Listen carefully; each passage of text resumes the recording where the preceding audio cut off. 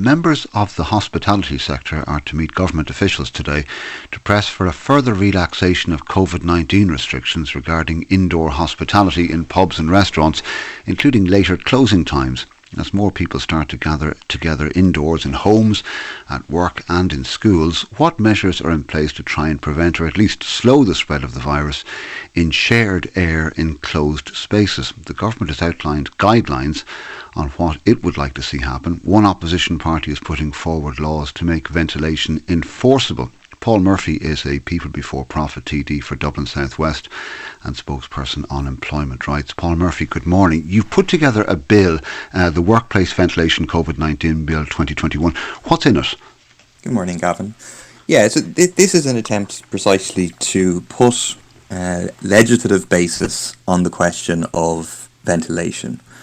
We know now, and we have known for quite a while actually, that the main way that COVID is transmitted is not hand-to-hand or surface-to-hand, but is actually airborne. So proper ventilation is absolutely crucial to stopping the spread of COVID. I mean, it's striking that a huge percentage of the cases in Ireland, but also internationally, the transmission takes place in a small number of buildings. It's why, for example, people are recommended to meet outside, which is much safer.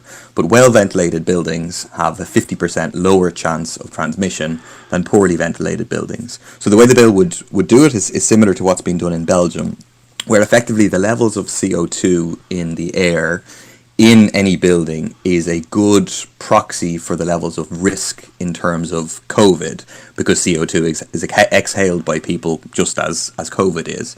So it sets a limit above which emergency action would have to be taken by employers to bring the levels down, and another limit above which it simply wouldn't be safe to be open until the levels are brought down.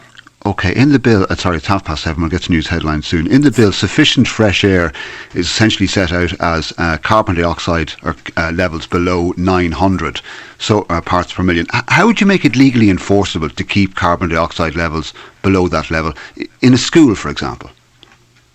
Well, it simply does it by a law, just as has been done in Belgium, because we're saying this is essential. I mean, it's a good public health measure in any case, even regardless of COVID. But with COVID, once you go above that level, the risks of transmission are substantially higher. So in this case, it would say that any worker, for example, could request an inspection by the HSA. The HSA can inspect, and where the levels are higher than 900 parts per million, well, then the employer would have 24 hours to deal with it, which in many cases would be as simple as opening a couple of windows and having a through flow of air. Yes, but it's only a measure of a moment in time. If an inspector comes along, you only have to open the window for 10 or 15 minutes, you can get it below that.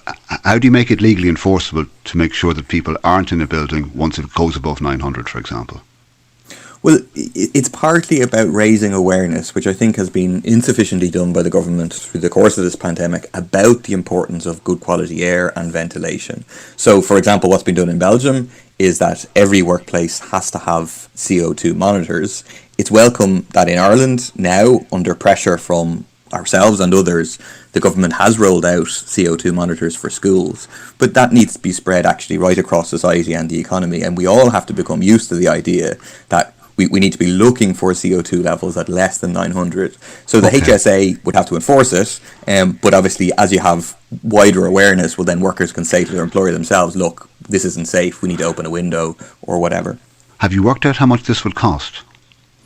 Well, the actual cost of it is zero, to have this as a law and then to have the HSA come out and do inspections. Obviously, we know that the HSA is significantly under-resourced, famously more dog inspectors than HSA inspectors.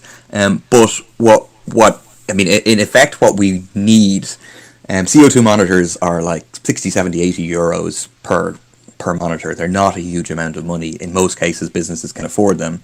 In cases where more substantial work would have to be done, more than just opening a couple of windows or whatever, well, then would be in favour of the government looking at grants for small businesses.